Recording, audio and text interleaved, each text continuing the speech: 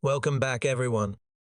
Let us continue following part 3 of the memoir collection titled Memories of a Soldier, recounting the experiences of the veterans of Regiment 812 Division 309.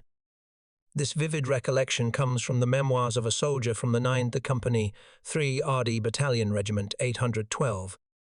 Before we step back into the smoke and fire of the battlefield to relive these unforgettable memories, please take a moment to subscribe and turn on notifications. Your support helps ensure that the sacrifices and the youth of these soldiers are never forgotten. Now let's return to the front lines. After 3 months of training at the Long Jaya military training camp in Songbi, the day finally arrived. Comrades, prepare for your new mission. Your duty is to help our friends drive the Pol Pot forces out of the land of Cambodia. The words of the battalion commander rang out in the hall.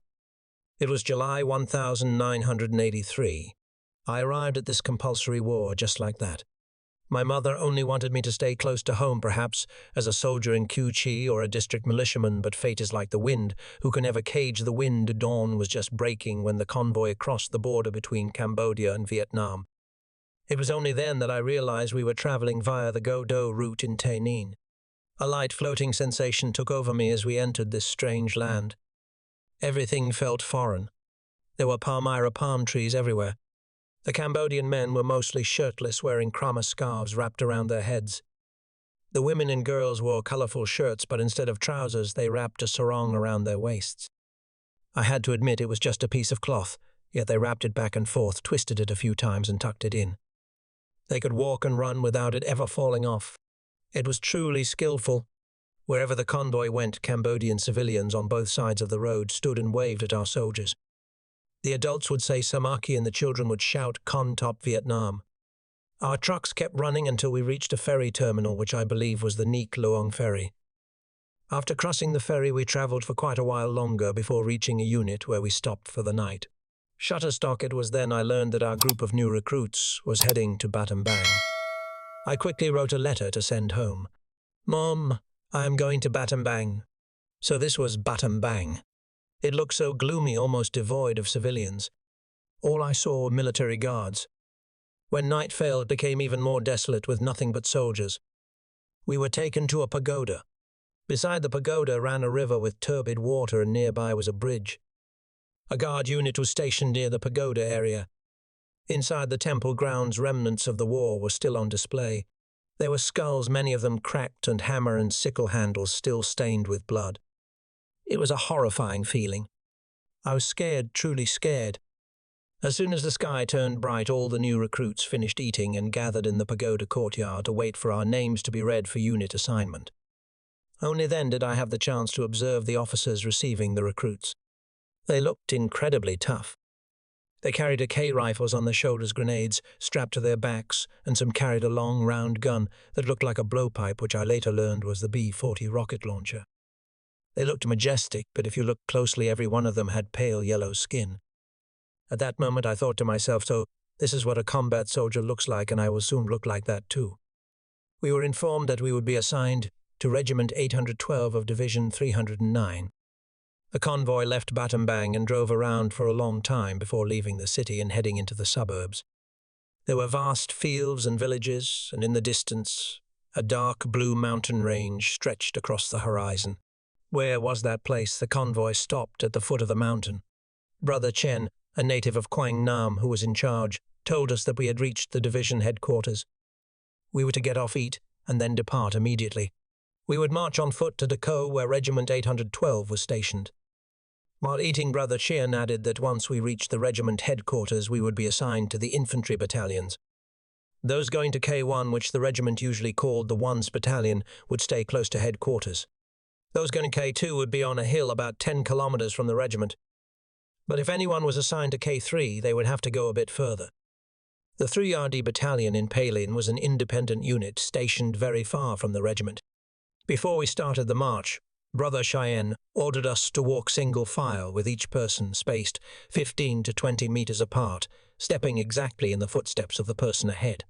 The road was dangerous, and we had to be extremely vigilant. The troops set off. We reached an area called the Tahen Sluice and stopped for a break. The group of new recruits sat flat on the ground. Honestly, everyone was exhausted because this was the first time we had walked such a long distance. We continued marching until the afternoon when we reached a company of Regiment 31. The recruit group was ordered to rest there for the night. We were divided into groups of about 10 and sent down to the platoons of Regiment 31. That night we listened to the soldiers of Regiment 31 tell stories of combat. It sounded just like a movie. They spoke of attacking enemy bases, eliminating enemies, and how whenever other regiments were surrounded by Pol Pot forces, Regiment 31 would immediately come to the rescue, causing the enemy to flee at the mere mention of their name. It was heroic. Hearing them speak, we felt a surge of excitement, and everyone looked forward to holding a gun to fight the enemy. That was also the first time I heard phrases like Deep Penetration 31 and holding the chaotic Post 812. They went on to say that they went out to hunt the enemy while us guys in 812 just offered our backs for the enemy to hit. We did not understand what they meant back then. It was only later that I understood, though it was not entirely as they said. We still had to go into combat like any other unit, in addition to defending the points that our units had captured. As we were preparing to march on to Go, a deer suddenly ran across our formation. To make matters worse, the cook burned the rice that day. Strangely enough, we ended up getting lost. I do not know if you are superstitious, but I had heard the old soldiers say that if you see a deer, you will just eat a lot, so there is no bad luck, but if the rice is burnt, you are in for it. Because the rice was burnt and there was no time to cook a new batch, we took it with us. We walked until late afternoon, but kept circling in the jungle, unable to find the unit even though we had travelled this area in previous days. Finally, we had to fire signal shots. When return shots were fired, it turned out we were right next to the unit but could not find the way back. Early the next morning, we said goodbye to the brothers of Regiment 31 and walked all day until the afternoon when we reached a DKZ 82 unit of Regiment 812. I remember there was a temporary field graveyard for Regiment 812 in this area. We stayed the night there. Our backpacks at that time did not hold much, just 2 sets of fatigues, some tobacco, sugar, cotton, and a bag of dried lemongrass mixed with salt, brought from the training camp. It weighed only about 8 to 10 kilograms, yet after 2 days of walking, it felt incredibly heavy and everyone was falling apart. That night, the veteran soldiers told us that, when going on operations, we would have to carry much more, especially the DKZ-82 soldiers. Everyone silently prayed they would not be assigned to a heavy weapons unit. New recruits are truly like bewildered deer in the forest, knowing nothing. Sitting that night on this war-torn land, hearing gunshots echoing somewhere, we were anxious and worried. No one could sleep despite being exhausted, yet the old soldiers snored loudly. It seemed they were too accustomed to the sound of gunfire on this Cambodian battlefield. They lived and fell for their mission, and we, the next generation, were following in their footsteps. After leaving the DKZ-82 unit, we continued to the Regiment 812 headquarters at Go. Brother Chien told us this was where the regiment was stationed. We now had to wade across the stream to reach the reconnaissance company to rest, and official assignments would begin tomorrow.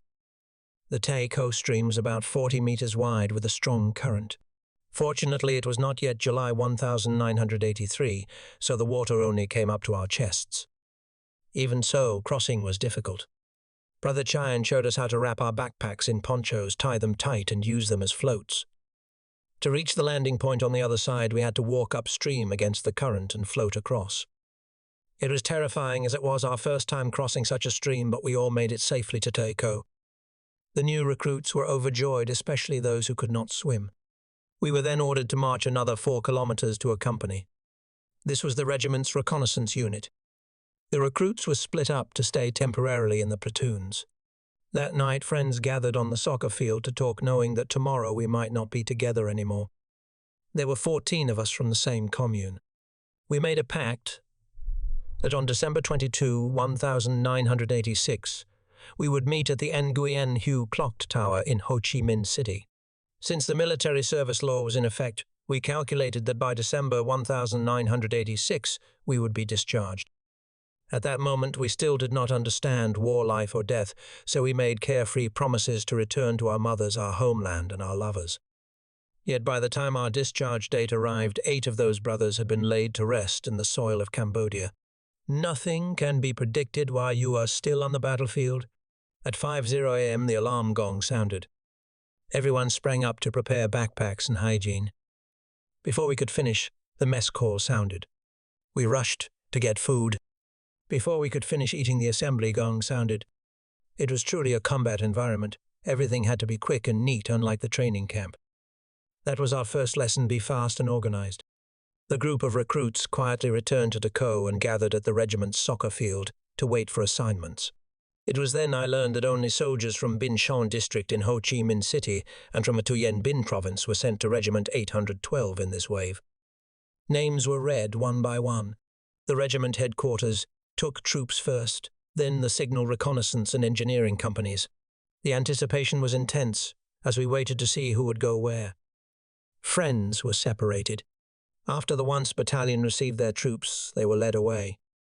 Then the 2N battalion. By this time, only about 60 people were left on the field. The officer in charge said the remaining group would go to K3, the 3rd battalion. Only then did I get a good look at the soldiers from the 3rd battalion who had come to receive troops.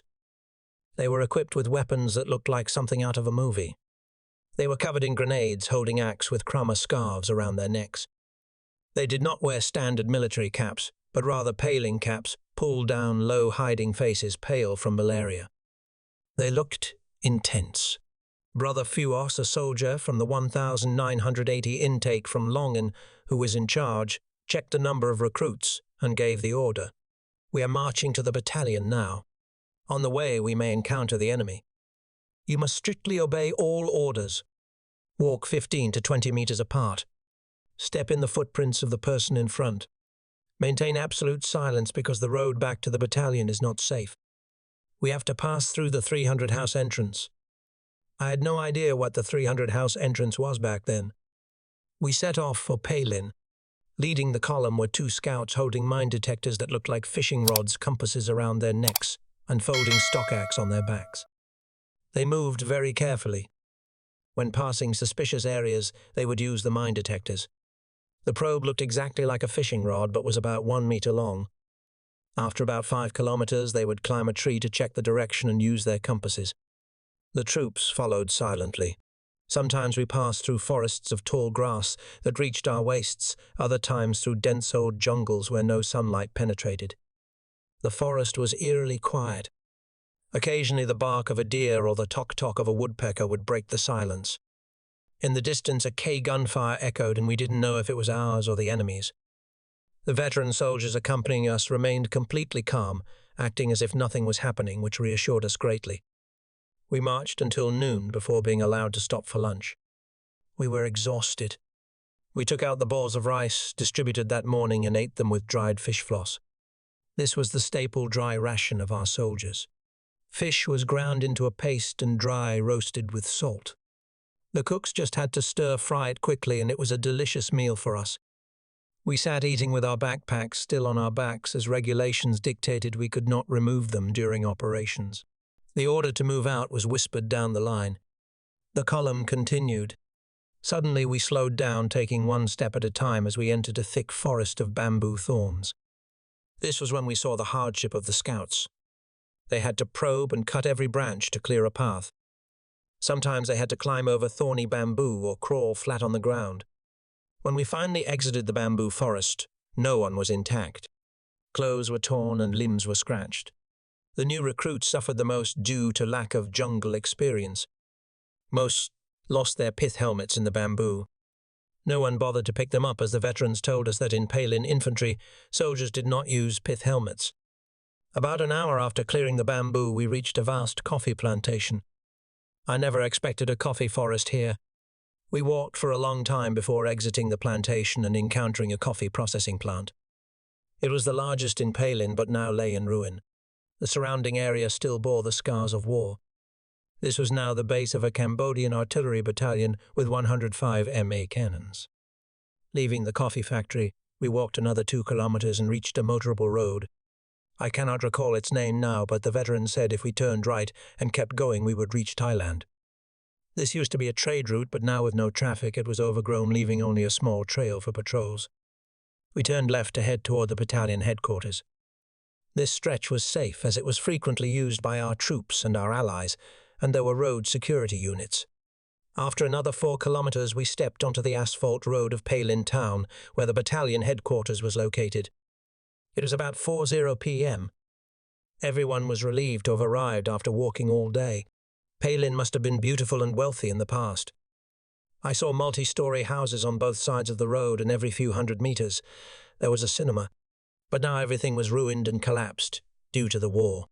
The veterans called this the land of a bon rich in gemstones. The gems here ranged from the size of a mung bean to the head of a chopstick. Some were transparent, coming in blue and light red. The blue ones were more valuable. Soldiers would often pick up a stone and hold it to the sky to check for cracks. Gems often surfaced after rain. Because of this, soldiers in Palin always walked with their heads down, looking at the ground. When I arrived, there were still many stones, but mostly low-quality ones we called ton stones. We could gather half a jar and sell it for only about 5 real. We were taken to a pagoda to rest for the night. Standing before the gate, we saw the deep religious devotion of the Cambodian people. The pagoda was massive, with an arched gate, intricately carved. The surrounding walls were covered in carvings of people offering gifts to Buddha and Apsara dancers. Inside, flower gardens lined the paths. Every building had a tiled roof and pillars with carvings. On the roof of each building was a concrete rainwater tank. I slept soundly that night. Early the next morning, just after breakfast, a commotion broke out at the gate. The battalion guards had caught 3 new recruits trying to desert. It turned out to be Than Dung Nai and Tuan Green pairs, all from Bin Shan. They had tried to flee the night before, walking along the road out of the battalion area, but were caught by Cambodian troops about 2 kilometers away and handed back. Once you are in Palin, there is no way out. If you are not caught, you will likely step on mines or be captured by Pol Pot forces. The whistle blew for assembly. Everyone hurriedly put on backpacks and lined up. Commander Sun, also known as Sonbo, a native of Nian, stood before the troops with a stack of papers. He spoke about the duty of a soldier, warning us to settle our minds and not attempt to desert like the 3 comrades. After the political speech, he read out the assignments. Friends parted ways again. Some stayed at battalion HQ or joined support companies like recon signals or mortars. I was assigned to the 9 company. Back then, being assigned to the 10th company was considered the best because they stayed in Palin town to protect the battalion HQ. My unit, the 9th company, would head towards the 300 houses area. The 11th company would be stationed on Hill 505. Hill 505 was a hot spot. Soldiers knew that losing 505 meant losing Palin. It was a high point near the Thai border. From the top, you could look down into Thailand and hear cars driving. Pol Pot forces frequently attacked it, and many fierce battles had occurred there. The 3 deserters were immediately assigned to the 11th company to guard Hill 505, so they could not run away again. Those assigned to Company 9 and Company 11 marched together towards the border. After about 10 kilometers, Company 9 turned into the jungle while Company 11 continued straight to Hill 505. We walked another 2 kilometers into the forest to reach the Company 9 base. The veteran soldiers were waiting for us. Looking at their malaria-stricken faces and dark circles under their eyes, we felt anxious. We lined up, and Company Commander Sai introduced the command staff, Deputy Commander Quang from Quang Nam and Deputy Tame from Enchian. Then he assigned us to platoons. I officially became a soldier of the 9th Company 3RD Battalion Regiment 812 Division 309. My life as a combat infantryman in Palin had begun. Company 9 consisted of 3 platoons, 1, 2, and 3. Each platoon was split into 2 squads, stationed about 700 meters apart. Each platoon had 1 M60 machine gun, 1 B41, 2 B40S2 RPDs, and the rest were ARCs. If one squad had the machine gun, the other had the 41. The 60M mortar squad had 3 men. The service squad, which included 2 cooks, a medic, a supply officer, and a messenger/clerk, lived near the company HQ. Our total strength, including the new recruits, was about 65 men. The veterans were very happy to get reinforcements. Myself, Gyang, and X1 were assigned to the same platoon. Platoon leader Quan from Quang Nam introduced us. Our platoon had men from all over, from the north to the south. Our unit was stationed near an old abandoned village. The houses were collapsed, overgrown with jungle. We used the corrugated iron for our barracks and the precious wood frames for firewood. The area had many fruit trees, especially coconuts. Soldiers would chop down the whole tree just to get the nuts for braised pork. In front of us, the 952 mountain range stretched dark blue across the Thai border. My first meal at the unit was delicious hot rice, soy paste soup, fish sauce, and canned meat. That evening, the platoon held a meeting. It was intense. The squad leader critiqued every soldier, listing strong points and then weak points. It seemed everyone was weak in everything. A pot of boiled corn was brought up later to boost morale. That night I stood my first guard duty. A veteran soldier accompanied me. The Cambodian jungle at night was terrifyingly silent and pitch black, lit only by starlight. The veteran taught me how to estimate the time by watching the movement of the stars relative to the treetops and measuring with handspans. It was surprisingly accurate, usually within 10 minutes of a watch. I learned to distinguish the sounds of rustling leaves, breaking branches, animals, and the enemy. We carried ARCs, with rounds chambered safety on. At that time, the whole company had only one watch, a Seiko with cut corners, but the owner was difficult, so we rarely used it. We had plenty of time, so the squad leaders often covered the last shift. The unit had communication trenches connecting the positions. Every 20 meters, there was a foxhole stocked with 5 B-40 rockets and a crate of AK ammunition. When guarding, we had to walk slowly along the trench, observing. Standing in the deep trenches, our chests were level with the ground, which was safe and advantageous for fighting. Walking back and forth kept us awake and kept the mosquitoes away. At 4:00 a.m., the squad leader would wake everyone for combat readiness standby. Everyone except the platoon leader would deploy along the trench with weapons ready. This was a lesson learned in blood, as the enemy often attacked at dawn around 4:30 to 5:00 a.m. We stayed on alert until the company whistle blew. Then we would fetch rice, clean the camp, and eat. If there were no operations, we trained. We learned to detect and disarm 652A and KP2 mines and how to set mines for ambushes. We learned to use the terrain. Unlike in training, if ambushed on the march, we were strictly forbidden from hiding behind termite mounds or large trees, because the enemy often booby-trapped those spots. We learned to navigate the jungle. I remember my first patrol. We patrolled daily in a circle about 3 kilometers around the base. Reaching a row of pine trees about 2 kilometers away, I saw 2 dry skeletons lying on the ground. I felt a chill. The veterans told me that one morning around 5:00 a.m. Pol Pot forces attacked. Because we were on high alert, we counterattacked effectively. The enemy fled and ran into our minefield at the pine trees, leaving 2 bodies behind. Shutterstock over a month passed. I got used to the life, the sound of 105M shells firing over to Hill 505, and the night guard duties. One morning, loud explosions from B-40S and AIKs erupted from the direction of the coffee factory where the Cambodian battalion was stationed. It was 5:00 a.m. We prepared to reinforce them. As new recruits, we were told to stay and guard the base while the veterans went. The firing died down by noon. When our men returned, they said Pol Pot forces had burned the Cambodian unit's camp and stolen guns and antiques before retreating. They couldn't drag the 105M cannon, so it was left intact. Our men had to help clean up the battlefield and carry the dead Cambodian soldiers back to Palin. Then came the malaria. The cold that seemed to come from the bone marrow. No matter how many blankets or clothes I piled on, my teeth kept chattering. After 20 minutes of freezing cold came the burning heat. My head felt like it was on fire and my breath was scorching. I thought if I put an egg in my mouth it would cook. Then came the exhaustion, headaches, and dizziness. I had to go to the medic twice a day for quinine shots and pills. The pills were bitter and the shots were painful. The medic would slap my buttock repeatedly to numb it before jabbing the needle in. After half a day, the medicine would disperse, making my buttocks ache so much I had to walk with legs wide apart. I was exempted from duty but not allowed to lie down, as lying down could lead to cerebral malaria. I wandered around picking amaranth greens to boil. On the 5th day, the fever hadn't broken. That afternoon, as everyone prepared for dinner, I was sitting against a tree when my vision blurred and I heard someone shouting for the medic. I woke up 2 days later in the battalion field hospital. I'd collapsed and my comrades had carried me in a hammock, running all the way to the station to save my life. I owed my life to their camaraderie. After 3 days at the aid station, I was transferred to the Regiment 250 clinic, then to the division hospital. I hitched a ride on a GMC truck that was also carrying 3 bodies of Cambodian soldiers wrapped in cloth. It was terrifying. At the Regiment 250 clinic, I saw many new recruits suffering from malaria hobbling on sticks. Finally, the division red truck took us to the division hospital. It was paradise there.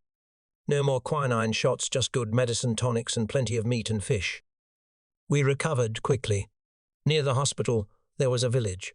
My friend Than sold his blanket for 7 real so we could buy tobacco and candy. One morning I met Dung Ne at the emergency room. He was wounded. He told me that Hill 505 had been overrun. 2 of my fellow townsmen had died. Pol Pot forces had attacked Hill 505 with 2 battalions against our single platoon. Our men fought bravely but had to retreat. It took 2 days and heavy artillery support to retake the hill and recover the bodies. When I was discharged from the hospital and returned to my unit company, 9 had moved to the foot of Hill 277. On the hill was an old ruined pagoda with headless Buddha statues. A DKZ and an 82M mortar squad reinforced us. In October 1983, I was chosen to go with a group of sick and weak soldiers to reinforce Company 11 at Hill 505/816. We marched there and I faced the breath-holding slope. It was a steep, rocky climb. We had to climb step by step, clinging to roots. At the top was a platoon outpost called Dalat because it was cold and foggy year-round. There was a rock crevice that dripped water into a hollow which even had small fish. We stayed there for 2 months, and strangely no one had a fever. We hauled water and chatted. It was like a vacation. We returned to the unit in time for spring. We celebrated our first Tet away from home in the jungle. The battalion gave us a pig sticky rice and green beans. Each soldier got a piece of candy, a cake, and a pack of moldy Mai cigarettes. But we had bantay and braised pork. Sitting guard duty on New Year's Eve, watching tracer rounds fired into the sky, I missed home terribly. After Tet, the dry season arrived. The unit was ordered to launch an operation. It was my first combat mission. I carried dried rice, dry rations, 4 liters of water, 300 AK rounds, 2 B-40 rockets, and a hammock over 20 kilograms. We joined a Cambodian company, making a group of about 60. Our mission was to ambush enemy trails. We marched for days. On the 3rd day, we found a smooth trail. We set up an ambush with claymore mines. My platoon waited. I was terrified. We waited all day and night. On the 2nd afternoon, just as I was making rice, explosions erupted. B-40S mortars and arcs roared. My heart stopped, but I stood up and fired my weapon into the jungle, emptying a magazine in one squeeze without aiming. The smell of gunpowder was overwhelming. Suddenly, enemy DKZ and mortar fire rained down on us. I was at the rear. The forward units had engaged a large enemy force, a whole regiment. We were outgunned. The commander ordered a retreat, but the order didn't reach me. Me and Scout found me and another soldier XO. "Run, the unit has retreated," he yelled. We ran for our lives through the thorns. An explosion knocked me down, but I wasn't hit. We ran until we couldn't run anymore and hid in a patch of tall grass. Enemy soldiers walked right past us, firing randomly. I aimed my gun at a B-40 gunner about 15 meters away, ready to die fighting. Miraculously, he turned away. They didn't see us. A rainstorm came, covering our tracks. We sat in the rain until nightfall, then moved by moonlight. We heard 3 shots from a 12.7mm gun, our unit's signal. We moved toward the sound and found 3 other lost comrades, Dong Quai and Than. Quai was wounded. We helped each other back to the unit. Everyone was overjoyed. They thought we were dead. In June 1984, Company 9 was ordered to rotate to Hill 505. I was assigned to stay at the intermediate Hill 3. We lived in bunkers with a Cambodian platoon. One morning, heavy shelling began. Recoilless rifles and mortars from Thailand pounded our small hill. The earth shook. We stayed in the bunkers all day. When we came out, the hill was stripped bare. The large crepe myrtle trees were shredded by shrapnel. But thanks to the deep bunkers, no one was hurt. This shelling continued for 15 days. We would hide, then call for our 105M artillery to fire back at Thailand to silence them. Finally, the phone rang in the bunker. "Alo Vong Tau Hill 505 hearing." It was the platoon leader. Pack up. Tomorrow we hand over the position to the friendly forces and withdraw to Dako. Thank God. We were leaving. The nightmare of the shelling was over. I looked at the hill one last time. The once green hill was now bald and desolate, the trees standing like skeletons. Oh, war.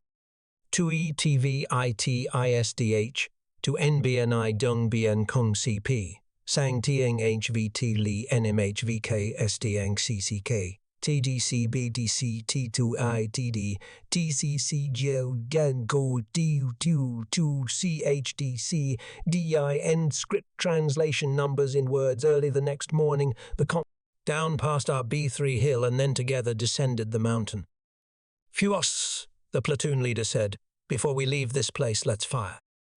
Let's fire to destroy the memories of our days spent in worried bunkers with hungry stomachs and all the hatred toward the Pol Pot forces, so everyone held their axe, aimed toward the territory, and squeezed the trigger. The sound of rapid gunfire and the rising smoke from the guns made us feel elated and more confident. My rifle barrel was hot when I inserted the third magazine. Farewell to Hill 505, farewell to the barren B3 hill. Goodbye to our Allied soldiers who stayed behind on the hill. The column descended the hill. At this moment I felt a sudden pang in my heart and my eyes welled up. I think I wanted to cry from a mixture of joy, sadness, and excitement upon leaving this place. When we reached the company, all the comrades had assembled. They were just waiting for my platoon to start the march. The soldiers in the unit were very happy to see each other as everyone was still intact after the fierce shellings. Everyone was thrilled because they were about to escape this dead land. On the road, the troops enthusiastically marched very quickly. Everyone was looking forward to quickly getting back to Palin. After marching for about more than half the way, everyone looked back toward Hill 505 because we heard explosions again. It seemed the Pol Pot forces were starting to shell Hill 505 again.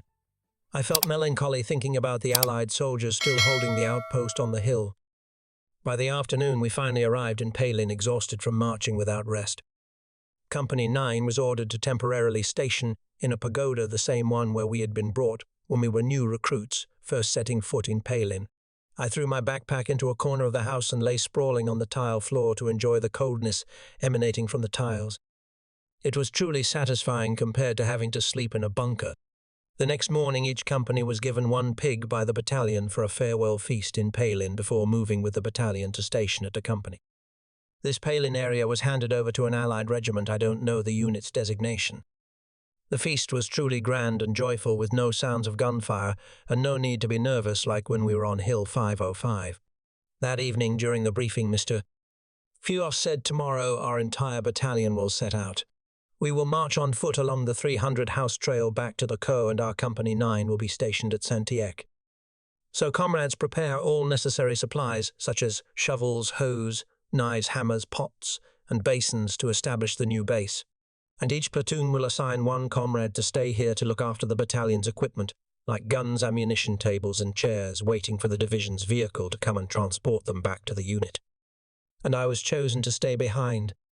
Early the next morning, all the companies assembled completely and the march began. This was around July 1984. The soldiers who stayed behind to guard the base gathered. Counting the whole battalion, there were only 12 people left, led by Mr. Tuan, the medic of Company 9. This was the time I lived the most comfortable life as a soldier. All day long after eating, I would go pick up precious stones, but they were all just the ton type. Then I wandered around the houses along the street to look for antiques, but there was nothing left. At night, I didn't have to stand guard. I must say that the people in Palin valued water very much. In every house I saw large reservoirs built, dug into the ground up to 2 meters deep, and then built up another 2 meters high, 4 meters wide, and about 10 meters long. That's a huge amount of water. 2 days later, Mr. Tuan invited me to go to Tireng Market. Another pleasure, he gave me a set of military clothes and a Cambodian hat. I put them on and looked just like an Allied soldier, as I was also very tan. We hitched a ride with Allied soldiers to the Tireng Market and got off. He took me to the house of a townsman of his, also a soldier, but who had married a Cambodian woman and had been discharged to stay here. At that time, I gave Mr. Tuan the 3 jars of ton stone beads to sell for money to buy supplies and spend. Tirang was a small rural market also with stalls, but they were rickety, temporarily covered by torn canvas sheets over the roof. I found a small shop along the roadside. Here they sold all sorts of things, HTU, coffee, dried fish paste, and even gold heavens. The gold was displayed on a small tray, just like selling dried goods.